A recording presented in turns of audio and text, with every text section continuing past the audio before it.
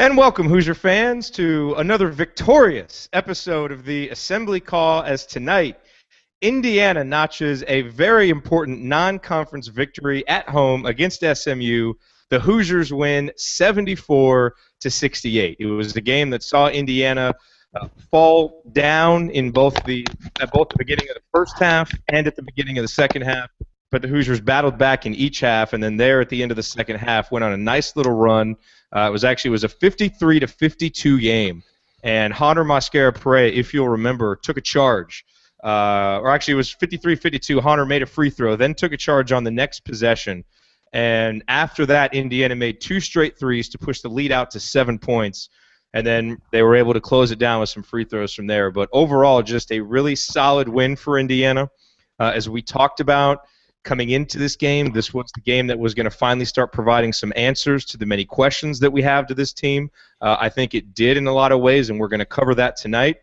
But thank you to everybody who is watching us live. I have not introduced myself yet. I'm Jerod Morris, your host on the Assembly Call, and I will be here tonight with both Andy Bottoms and Ryan Phillips, because not just the Indiana basketball team was back at full strength tonight, but the Assembly Call crew is at full strength for the first time all season. And it's a pleasure to have both of my co-hosts with me on the show this evening. We will start tonight's show, as we do every show, with a banner moment, a Bottoms line, and Ryan's rant. And I'm going to start out the show where you have to start out the show, which is with the superlative performance from James Blackman Jr. He was absolutely outstanding tonight. And it wasn't just the scoring. You know, we've seen James score already this year, and we knew he was going to score points. And he did. Final numbers of 26 points. He was 5 of 10 from downtown. He was 7 of 7 from the free throw line, including some key makes there late. But even more than the three-point shooting and the scoring were the 7 rebounds. Because Indiana, they were out-rebounded for the game 40-27. And sometimes it didn't even seem like it was that close. The leading rebounder was James Blackman Jr. So for all the talk about how, James does a great job scoring, struggles defensively, maybe not strong enough to rebound, tonight I thought he showed a lot of grit, a lot of determination, and when you combine that with just his effortless ability to score, man, it creates a great performance like tonight. And actually, as I was watching James play offensively, I thought of, have you ever played racquetball with an old guy who's really, really good? It doesn't look like he'd be much, but he's really, really good. And he can just kind of stand there in one spot and make you run all around the court. He just makes it look easy. That's what James seems like to me on offense, because he just makes it look effortless. He's able to get his shot off. He's able to score in so many different ways. But what I was the most impressed with tonight is when his team really needed him to step up, get some rebounds, play tough, he did it. And as a freshman, he led Indiana to, Ryan, as you were saying before we launched the broadcast, a much bigger non-conference victory than Indiana had at any time last season. And it's a really, really good start, a really good momentum builder for the Hoosiers for this season. So with that said, let me now go to my co-hosts. Let's get their initial thoughts on the game, and then we'll start breaking down some individual performances. If you have a question or a comment, tweet it to us. Use the hashtag #AssemblyCall. And that will allow us to put it up here on the screen. And you can also go to the YouTube page and participate in the conversation over there. We'll be able to bring your question in from there as well. With that said, we'll start out with Andy, get his Bottoms line, and then we'll go over to Ryan for his rant. Well, I tweeted out at the end of the game that Hart turnovers and threes were the recipe for a win. So if you look, we'll touch on the Hart in a minute, but rebounding, got out-rebounded 40-27, allowed SMU to shoot 57% from the field, but only turned the ball over 7 times for IU. It felt like a bit of a role reversal. I felt at times with SMU like I was watching IU's team last year, where when things went well on offense, they could get the ball where they needed to and score pretty effectively, but other times they were just inexplicably turning it over. The three-point shooting, IU didn't take a 2-point shot the last 9:38 of the game. I know there were a couple where guys got fouled, but one that didn't actually go in the scorebook at the last 9:38, and I think the one they hit with 9:39 left was Robert Johnson took one where he was on the line. There was a Blackman layup just before that as I look back through. So this team is going to shoot a lot of threes, and it won't always be like tonight, but 33 threes and only 25 twos attempted. made 12 of the threes, shot I think a better percentage from 3-point range than they did from two, or at least about the same. And so that's something I think we're going to have to get used to. I at one point during the game really embraced it and said anybody who shot a two should be benched immediately. So I think we go forward with that and use that as our working assumption. And then in terms of Hart, I mean, I think you tweeted this out with the level of togetherness and kind of fight that the team showed tonight after really having a couple runs of SMU's, get them in a hole, particularly to start the second half, something that plagued the team last year, not coming out of the locker room and playing very well. Really thought they seemed to rebound from that, and if anything, got a little overconfident at times because they had played so well and made so many threes, which almost came back to bite them a couple of times or toward the end. But I guess it's a better problem to have than perhaps the than perhaps the other. So definitely a interesting all-around performance. I don't know that it made anybody feel better about the potential flaws that we saw in this team, other than to realize that this team may have a different ability than last year to overcome its flaws. Yeah. Ryan, your initial thoughts?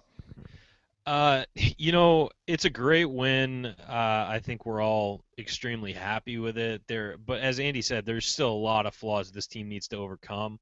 I think part of it is going to be just getting experience playing together. I mean, the rebounding is going to be a problem. There's no question about that. And, you need guys like Perea. He only had one, or he didn't have any rebounds tonight. He also stayed off, he only had 2 fouls, which is a positive, but then you look at the negative: 0 rebounds, 1 block, where that had really been his calling card early in the year, was defensively. He really didn't get much done. But again, the thing that really stuck with me was that, as Andy was saying, every time SMU sort of punched and this team maybe last year would have wilted, these guys stuck together, stuck with what they were doing, and came back and continued to play hard and didn't get overpowered by the moment. And I thought that was big. Also, the fact that they drive a lot more this year, clearly that's more of a focus, is getting into the lane and making things happen, even if it's just a kick out. But that led to shooting 25 free throws and making 20 when SMU only took 10.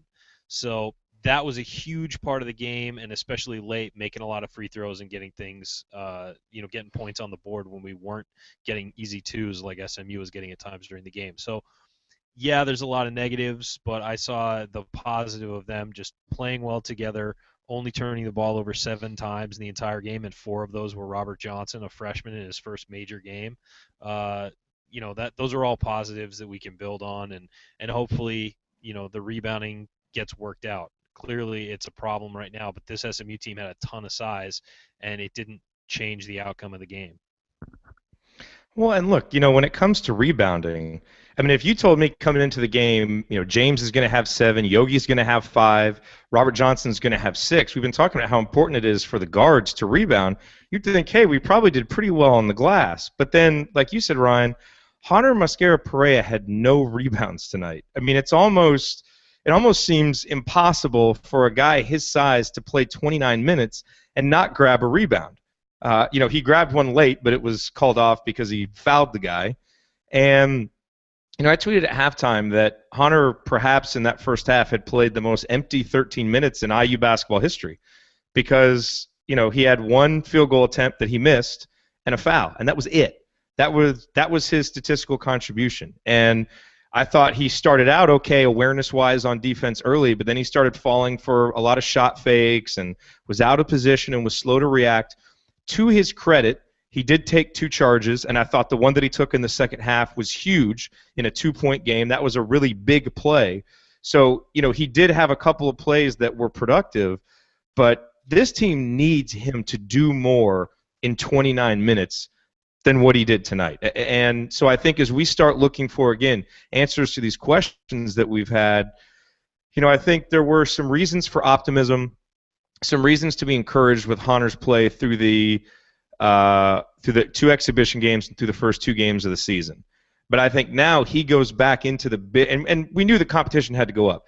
But I think after tonight's performance, he really goes back into that big question mark territory because, I mean, he just didn't do anything. While everybody around him is making plays and doing things, what we need from Hunter we didn't get tonight. And I think it's going to be up and down with him. That's kind of how it's been throughout his career. And, now playing more minutes, his flaws are going to be exposed. But simply put, this team is going to need more from him. Ryan, you have a follow-up thought on Hunter? Well, I think that in the second half tonight, I thought he was much more active defensively and much better defensively. He wasn't over-swinging, going for blocks. He wasn't overplaying ball fakes as much. Clearly somebody said something to him at halftime about that, and I think he settled down defensively. Offensively, it was tough to get him the ball. I mean, the SMU played him very well in the post, and he did not have any answer for that. But defensively, I thought he played much better in the second half. Again, the no rebounds is a concern, and hopefully that gets figured out. But I thought like you, I thought early in the game he was just completely out of his depth, and I thought the second half he played much better. So let's talk about the two guys who made their triumphant returns to Assembly Hall tonight, and that was Troy Williams and Stan Robinson. We did not see Emmett Holt, so we don't really have much more to say about him, but we did see plenty of Troy Williams, and we saw a little bit of Stan Robinson. And actually, I want to start with Stan. There's a lot to talk about with Troy, but I want to start with Stan because I really thought that whereas Hunter played 29 minutes and really didn't do much, I thought Stan actually packed a lot of productivity, a lot of activity into the 9 minutes he was out there. And I think, sometimes into single game plus minuses can be really misleading. I mean, if you look tonight, James Blackman's plus minus was -4, so that kind of tells you all you need to know. But Stanford Robinson, it was +10 while he was out there. And I do think sometimes you have to match that up with what you see. And what I saw when Stan Robinson was on the court was a lot of energy. And I think when he went out there in both the first half and the second half, Indiana at the start of both halves offensively I thought was very passive. And they were doing a lot of just kind of passing the ball around the perimeter, waiting for a three-point shot and kind of chucking up a three instead of driving in, penetrating the defense and either going all the way to the rim or kicking it out to a shooter for a better shot. And I thought Stan really set the tone when he got in there. We know Stan. He's going to get the ball, and, he doesn't care. He's taking it to the hole. And I thought he helped set the tone. I don't know if he reminded the guys to drive it, but they sure started doing it more after he had been in the game. And so they were short spurts, but I thought they were productive spurts for Stan. So let's talk about him real quick before we get into Troy, because Troy did a lot of good things too. But, Andy, what did you think of Stan's overall play tonight?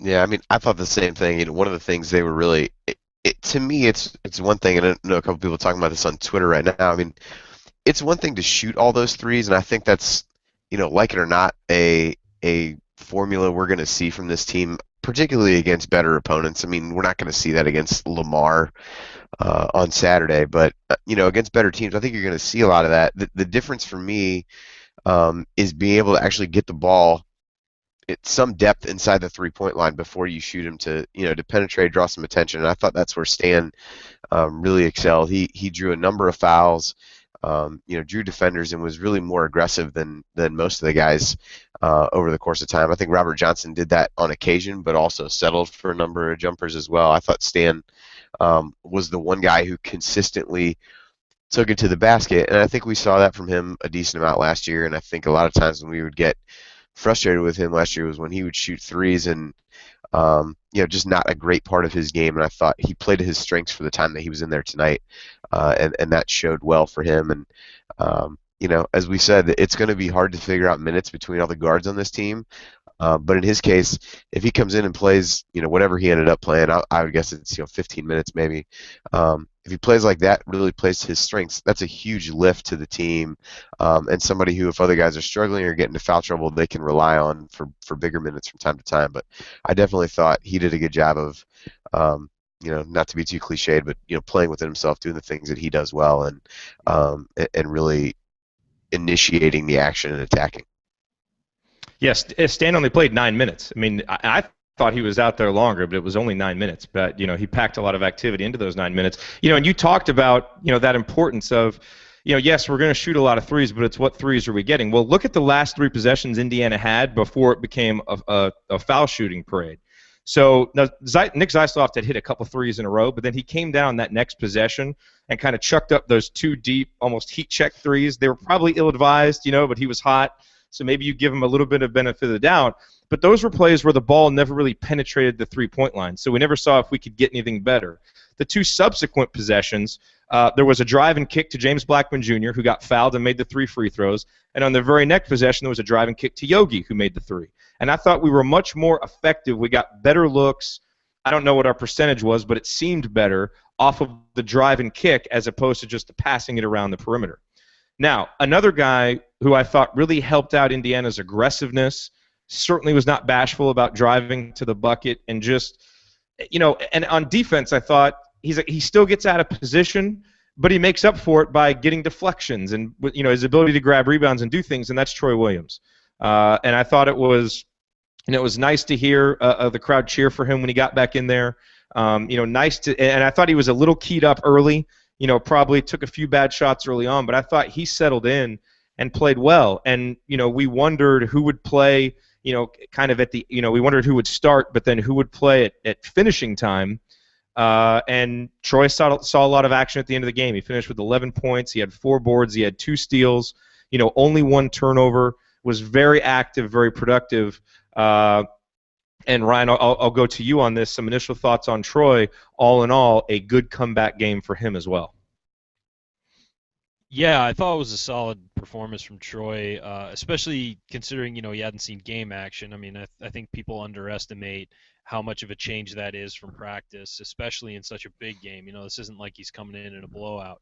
I thought that he was very active on both ends of the floor. Defensively, you're starting to see what will probably be his assignment in the Big Ten, which is a lot of post defense. Which may suit his skill set better because, like you said, he gets out of position sometimes when he's guarding on the perimeter.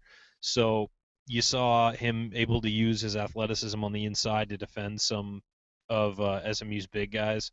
And offensively, I think we saw what we expect from Troy. He definitely wasn't shy. He took a few jumpers. He took 1 jumper I didn't like, but I thought that he attacked the rim. And was conscious of trying to kick out and move the ball as well. But, he picked up 2 steals, 4 rebounds, and assists, and had 11 points. You can't really complain about that night for a guy coming off the bench. And I think as they work him into the rotation more, you're going to see him sort of fill the role we expected him to this year with just a lot of activity, athleticism, and an open and he'll work great in the open floor. Andy, excuse me. What are we to make of this team defensively? Because, obviously SMU, they scored at a 1.0 5-point per possession clip. Indiana mixed and matched some defenses, playing some man, playing some zone, even switching from a 2-3 to a 1-3-1. And certainly SMU got a lot of good looks, and their effective field goal percentage was 62%. And yet Indiana also was able to force almost 30 turnovers on 30% of their possessions. And again, this is an SMU team that was not good at taking care of the ball last year. I think they were 290th in the country at turning the ball over. What are we to make of this team defensively? I mean, I guess the hard part is this team doesn't really seem to have any type of defensive identity right now. We don't know if we're a man team. We don't know if we're a zone team. When we need to get a stop, what is our best defense? It certainly doesn't seem like the coaches know. I mean, what do you think it is? And is there a certain lineup that you think is particularly good defensively right now? I think the best defense is drawing charges based on what I saw in this game tonight. So I think people who can be stationary and let other guys run over them are probably the team's best defenders at this stage. I mean, in all your seriousness, snark is in mid-season form right now. I know, that's good.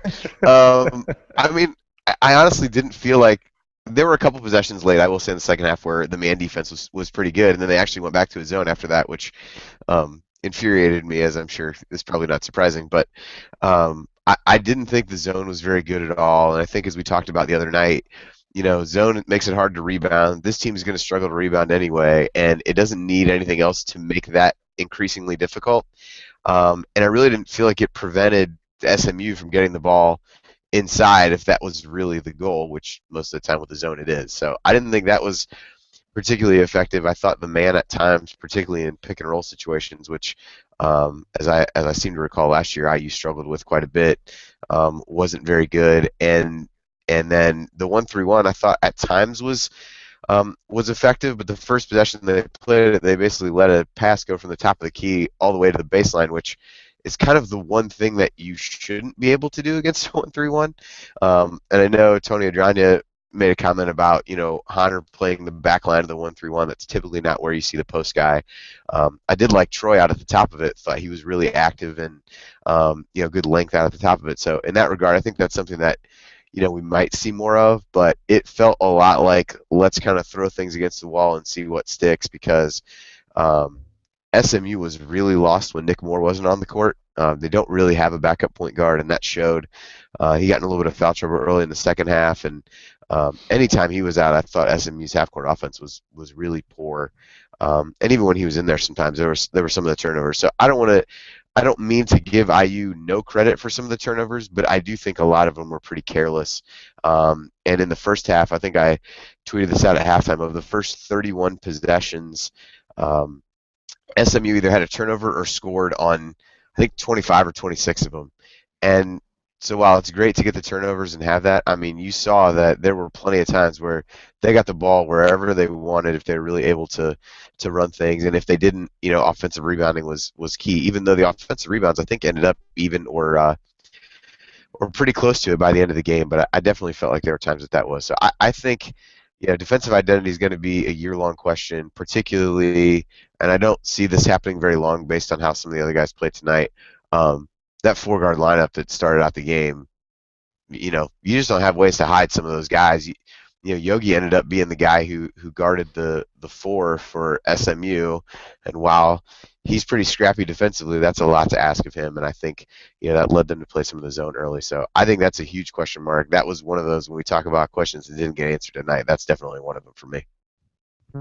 Well, yeah, I think you have to assume that Troy Williams is going to be in that starting lineup. I think that, first game back, they weren't going to let him start after the suspension. So I think you're going to see him playing, and guarding fours and having Hunter guard the other post guy. I think a lot of what Crean likes to do, I remember last year people were complaining about the zone all the time, and the year before, but it turned out that statistically the zone was actually better than our man-to-man, which was hard to believe. But we actually had a pretty good defensive team 2 years ago. And I think that a lot of the times with the zone, he's just trying to throw the other team off and get them out of a rhythm and put them in something else. The problem is sometimes it works against him and puts them in a rhythm. So it's really going to be interesting to see what works better with this group. I think they're still learning and they're still going to figure it out because there's so many new faces and because Robert Johnson's a great defender. Yogi can be a great defender. Perea is a question mark. Zeisloft is a question mark. Troy is a question mark. I think Stan Robinson is our best perimeter defender, but he's not going to be a starter, I don't think. So you're looking at that team and you're figuring, okay, what's going to work for us? How are we going to outdo these other teams, and how can we match up the best? So it'll be interesting to see. I thought at times our man looked really good tonight. And then I thought at times it looked awful. And then I thought the zone at times did what it was supposed to do, and at others looked bad. So it's a 50-50 thing right now. We've got to figure out what our best route is. But you're right, running a zone is only going to hurt us on the glass, and that showed tonight as well. As guys, and I thought we rebounded much better when we were in man than in zone, which is to be expected. So we all agree that our best defense is James Blackman Jr. making threes. Good. I said taking charges. You're not listening? I don't understand. Man, Andy's ordering tonight. I don't think there's any question our best defense is James Blackman with the ball in his hands on offense. I don't think there's any question of that. Okay, a guy I want to cover who's kind of going, unnoticed and all the excitement about Blackman Jr. and the turn of Troy Williams is Yogi Ferrell, who I thought played really, really well tonight. And the numbers, 13 points. He had 5 boards, 2 steals. He was 3 of 7 from downtown. He was actually 0 of 6 on his 2-pointers, so not a particularly effective day on 2-pointers for Yogi. But most importantly, no turnovers for Yogi. And I thought, again, it was so important tonight for Indiana. I mean, you talk about a reverse from last year. I mean, Indiana beat a top 25 team tonight because they took care of the ball and made threes.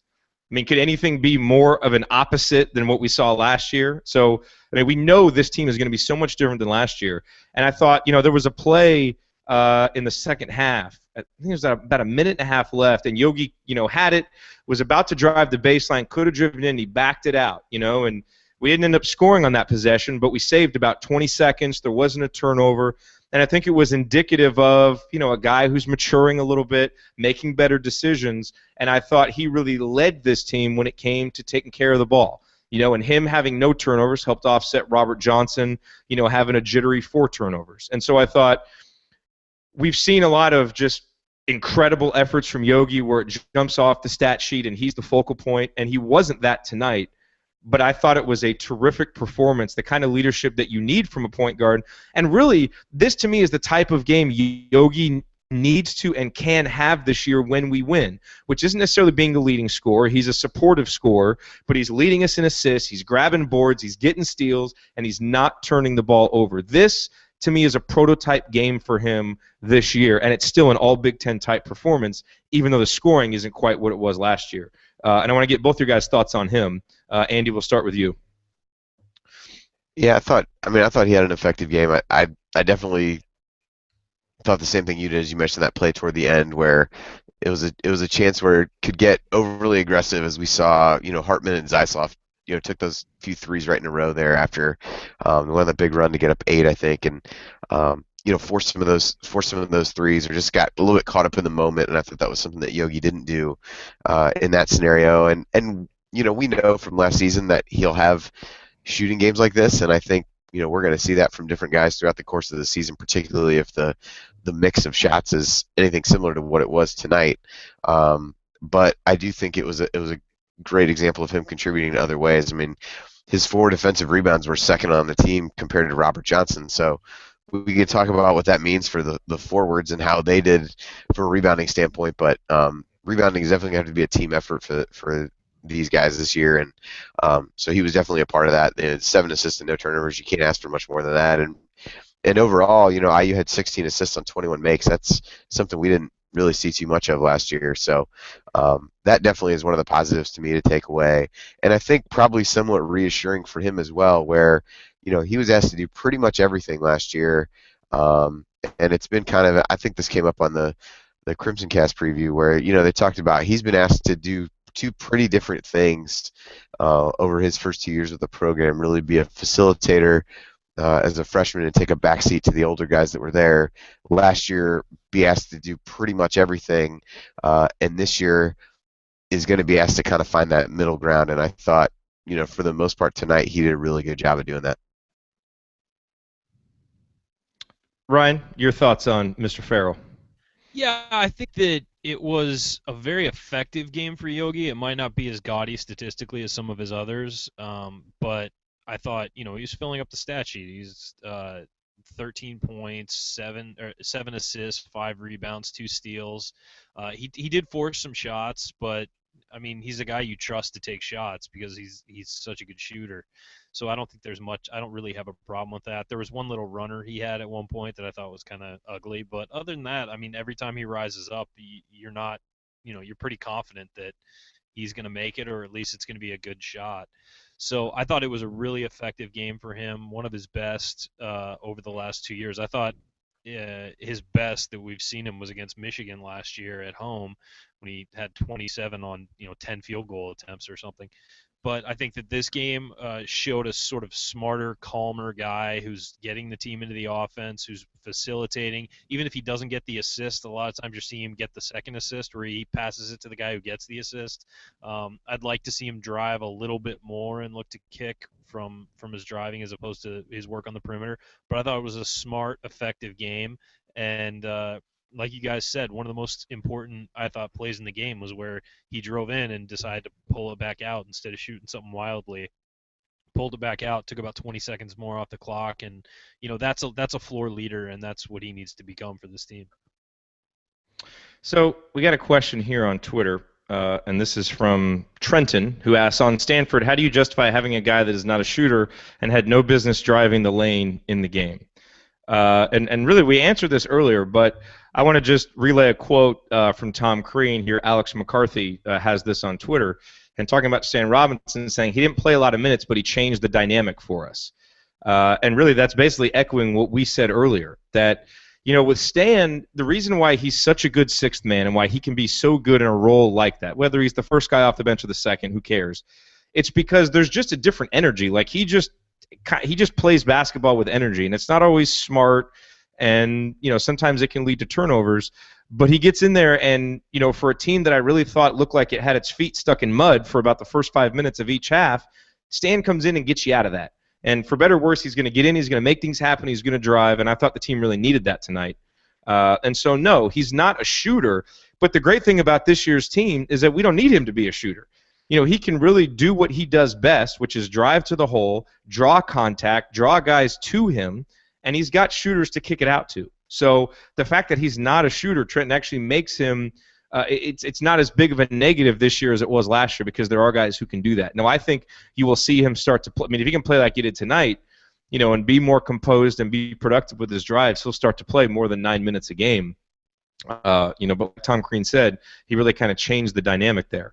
We got a lot of people watching live right now. Thank you all for being here on this episode of the Assembly Call. We appreciate it. If you're watching at assemblycall.com/live, scroll down. You will see the form where you can sign up for our email list. We send out a post-game analysis email the morning after every game, which includes lineup analysis. This year it's going to have some shot chart analysis. You definitely want to get on that. If you're listening to a podcast, it's at assemblycall.com/subscribe. Go there, get on the list. It's free. It'll make you a smarter IU basketball fan. And also assemblycall.com/iTunes or Stitcher. Go there and you can subscribe to the podcast and listen anytime, even if you can't be here live. Another important stat, I thought, Andy, was Indiana's free throw rate tonight, which, you look at some of the numbers. I mean, there was about a 15% gap between the effective field goal percentages of SMU and Indiana. SMU at 62, Indiana at 47. And, obviously the two, and we know the rebounding edge was huge in favor of SMU. We talked about the turnovers. That was a huge reason why Indiana was able to win this game. But also the free throws. Indiana shot, the free throw percentage was 43%. SMU's was only 20. And when you look at the overall free throw disparity, Indiana made 20, SMU only shot 10. So clearly, in a game Indiana wins by 6, the ability to get to the line that much and convert was a huge factor for the Hoosiers. Yeah, and I mean, I really thought, Troy, we talked about earlier, I mean, he had the most free throw attempts on the team, at least with 8, and he was, at times when he got in the open floor, seemed a little bit like we saw him last year, or just kind of head down going to the basket, ended up on the better side of that from a call standpoint more often than not, and managed to get himself to the line. Blackman, 3 his came when he got tackled on that 3, but still got to the line 4 other times. So I think those guys, Yogi was the next closest with 4, so it was a little bit spread out. I mean, other than those guys, hardly anybody actually got to the line, but I think you saw with Troy that aggressiveness that in really trying to get to the basket, particularly at first when he came in, took a few jumpers, but really stayed away from that as he got further into the game, which I thought was important for him. And Yogi, I think, is going to get those just because he got the ball in his hands so much, whether, it's just getting, fouled on the perimeter once other guys put him in the bonus. And Blackman's certainly a guy I think we're going to see with the ball in his hands a lot toward the end of games, that a lot of guys in the backcourt, at least, that you're going to be comfortable with seeing on the free throw line late in games if things are close. So I definitely think that's important because really, for all the excitement around making 12 threes and whatever, I mean, IU did not shoot the ball particularly well. It was really a case where they just had that many extra possessions by not turning it over. And I know you and Galen and I talked a little bit about, comps for this team. And the one that I brought up was a Villanova team in the past, but they ranked, 4th in the nation in turnover rate that year.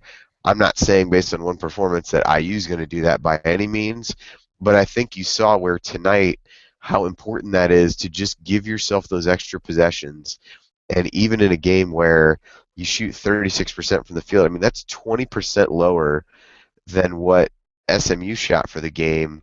But that many extra possessions, 12 extra possessions, and the number of threes they made are going to be so important. So I'm not naive enough to think that 7 turnovers is something that we'll see a whole lot this season, but I think this game illustrates the importance of taking care of the basketball because it can help overshadow even a shooting night that, while it seemed great from an excitement standpoint and the threes seemed to come in bunches, it wasn't a game where IU was really tearing it up from a shooting percentage standpoint. Ryan, Nick Zeisloff tonight had 10 points. I think we saw the type of game that we will we'll see from him, which is, didn't contribute a lot in the stat sheet. He had 1 rebound, but 3 of 6 from downtown. A couple of those were really big. Colin Hartman also stepped up, made a big 3 there in the second half for Indiana, played 11 minutes. I believe he was still the first guy off the bench also for Indiana. These are 2 guys with games patterned very much after your own. So let me get your analysis on what the 2 of them were able to contribute tonight. Well, I think Zeisloft, I was really encouraged by the fact that he clearly lost minutes tonight to Troy and Robinson, but didn't let that impact him. I thought he played better, actually, after losing some minutes in the first half. I thought he played better in the second half. And he's going to be a guy that, teams have to keep an eye on at all times. He only played 16 minutes, but he had 10 points, and that's because he can knock down shots. And he's going to be a good free throw shooter. He had the 4-point play. But I also think that there was a play where he got the ball on the block, and 2 SMU defenders came over, and he immediately turned around and tried to pull it back out when really he should at least get fouled there. He's on the block. There are 2 guys who are going to be swinging wildly to block his shot. Send up a ball fake, try and put the shot in. If not, get fouled. I thought in general it was a great game, and I think that's what he's going to be for us. He's going to be a floor spreader and a guy who teams have to watch out for on the perimeter, and I think you're going to see a lot of guys drive off of him. You're going to see him on the wing and a guy at the point driving to whatever side he's on because his man is not going to be able to help very much. As for Hartman, I thought it was, as always, his activity level that we've seen since he's come back has been outstanding. He's in the mix. He's not afraid to foul a guy if he's going for a loose ball. He's not afraid to dive on the floor. He's not afraid to just be in the mix in general. I thought his corner 3 was great. I didn't expect it to go in, but he nailed it. He is what he is. He's a guy who's going to be in the mix and mix it up and be active, and I think he'll help the lack of post defense just with his activity level and, his ability to be around the ball and make things happen. Some interesting quotes here from Crean, Zach Osterman, quoting Crean on the Hoosiers rallying together through adversity. I'm proud. They're trying to grow up. They're growing up. A couple other guys said Crean almost got emotional talking about that, which, you can see. I thought, Dana O'Neill's piece today on ESPN, with Troy and Stan, and also with Emmett Holt, they sound like guys that have really learned from this entire experience and are really trying to grow up. And, I think, again, we talked about it earlier, just seeing, there was just something about last year's team that never felt like it came together. And obviously that manifested itself more as the season went on. You couldn't tell that after 3 games, so you don't want to put too much into it yet. But it sure feels different watching these guys out there. It feels like a different level of togetherness, and maybe some times tonight where, you might have expected the team to wilt and they fought back. And so it's a really good start from that point of view, and I can see why that's got Crean excited here. He also had a great quote. They asked him about the 3-pointers and shooting all the threes. Crean on his team's reliance on the 3-point shot. This is Alex McCarthy. I think that's the way it is. Yes, I think that is the way it is. I think we'll be seeing a lot of 3-point shooting all year. Andy, let me ask you a question. So, when this game was scheduled, SMU was supposed to have Emmanuel Mudiay, who is a potential, top 2 or 3 pick in the NBA draft. Marcus Kennedy, one of their starting big men. I mean, this is a team that might have been a top 10 team. And so I think a lot of people were excited. They don't have Mudiay. They don't have Kennedy. Obviously they went to Gonzaga and lost that game pretty handily. Now they've lost this one. It's exciting to beat a team that's got that number next to their name. They're ranked, and obviously big non-conference wins have been few and far between recently, so certainly we'll take anything we can get. In the grand scheme of things, how big is this win really? Number one, how good was this team that we actually beat? And number 2, come March, what will it actually mean? That's interesting.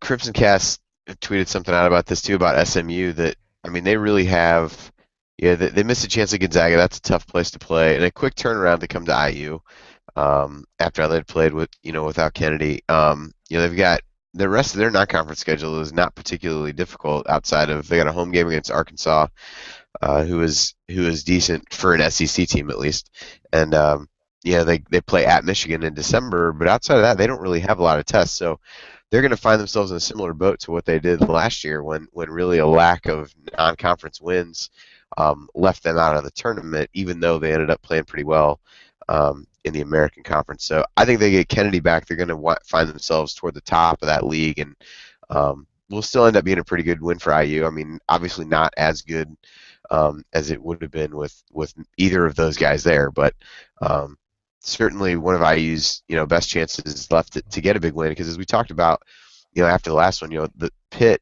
has a couple both injury and suspension related things that have taken a couple of their top players out. That isn't quite the team that IU thought it would be going in. So definitely better than the alternative and losing a game to a team like that at home. And I think it's certainly, compared to some of the other games that IU will have on its schedule, I mean, it should at least be a hopefully a top 50, top 100 type win.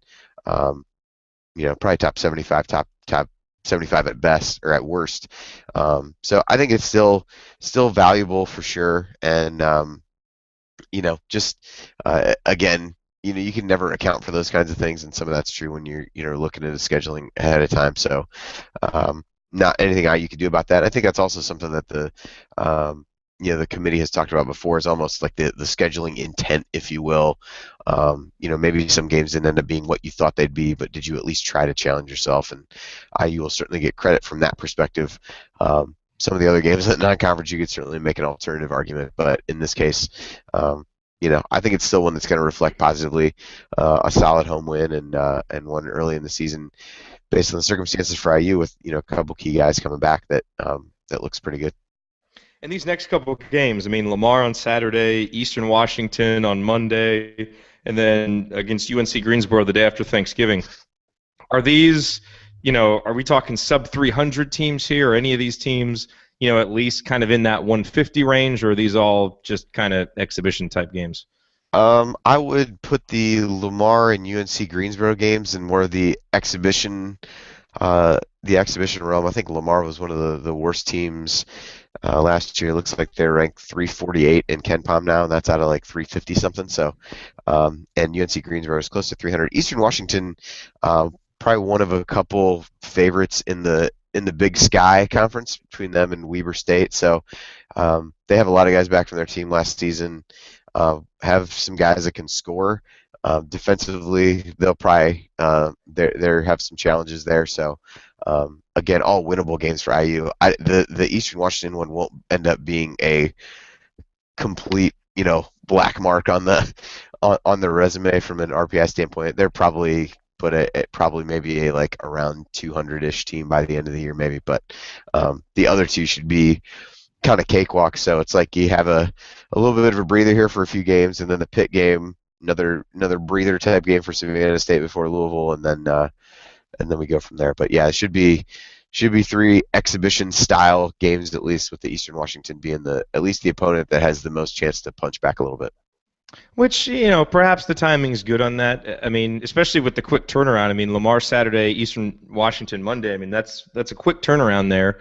And we know, obviously, Indiana's now working in Troy and working in Stan, and hopefully Emmett Holt can get some minutes. And, who knows, maybe we can get Jeremiah April back out there. He tantalized everyone with that turnaround jump shot in the first exhibition game. We haven't seen him since. So perhaps the timing will be well for these guys to kind of work through some things and get some rapport together. Before we close out, good point, Andy. We haven't really talked too much about Robert Johnson tonight. Let me go to Ryan on this first, and then Andy, over to you. Just on the night from Robert, his first time he touched the ball in the very first possession, kind of awkwardly dribbled off his foot, which set the tone a little bit for him offensively, because he was just uneven, kind of struggled, had those 4 turnovers, was 0 for 6 from downtown, but to his credit and living up to his reputation, didn't have to score to impact the game, because he still had 3 assists, he still had 6 rebounds, he got 2 steals.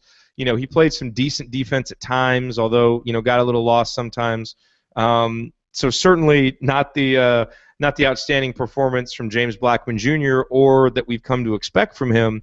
But for a freshman struggling so much offensively, I was still impressed that at least he was able to contribute. And part of that is just because, I mean, he played 34 minutes, so he was out there a while. But that also says something that his coach had enough faith in him to keep him out there that long. Yeah, and I think he's a great defender, and I think that even when he's not scoring, he's going to impact the game. I think what happened with him tonight is I think he got a little carried away with the three-pointers. He was 0 of 6 from three, and I mean, he's a good shooter, but he's not James Blackman. He's not going to be a guy who lives and dies with that three-point shot. So he was 3 of 10 from the field, and 6 of those misses were threes. I think his game is driving to the hoop. And yeah, when he's wide open and there's nobody around him, he'll knock down a three. But I thought tonight he kind of forced it a little bit, and he was pulling up a little more than I would like to see. I mean, get the ball off a rotation and take that shot. But where he's going to be most effective is driving, getting to the hoop, and getting fouled. He didn't take any free throws tonight. So, and also had 4 turnovers. So really, he's a guy that needs to be more in the flow of the offense. And I think that it was almost maybe because we've been so high on him and everybody's been so high on him, I'm sure he's hearing it. He's thinking, all right, I got to do something. I got to do something. I got to do something. And he's the guy who, when he lets the game come to him, he's going to be very effective. And I feel like tonight, but he's still a freshman. He's going to have games like this. I mean, this isn't the last time we're going to see him struggle shooting from the field and not score a ton of points. He's a freshman. That's going to happen. So hopefully he just sees the tape, learns from it, and moves on and improves and realizes he doesn't have to stand out there and try and shoot threes all night.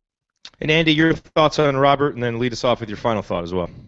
Yeah, I mean, I thought a lot of what Ryan said. I thought he was the one of the freshmen that really seemed to press a bit more. I think you probably make the same comments about Hotzel, although he only played 8 minutes. So I thought he tried to come in and take a couple quick threes right after he'd come into the game. But with Johnson, he made a really nice nice play getting into the lane at some point to make a 2-point shot after IU had really settled for threes, and it was just something that saw him get in the lane there and be able to finish with a little bit of contact and over some of these bigger guys, and it was something that you just wanted to see more as opposed to him selling for the 6 threes. He's not a guy, while this team might be able to survive shooting 50% of their shots from 3-point range or more than that clearly tonight.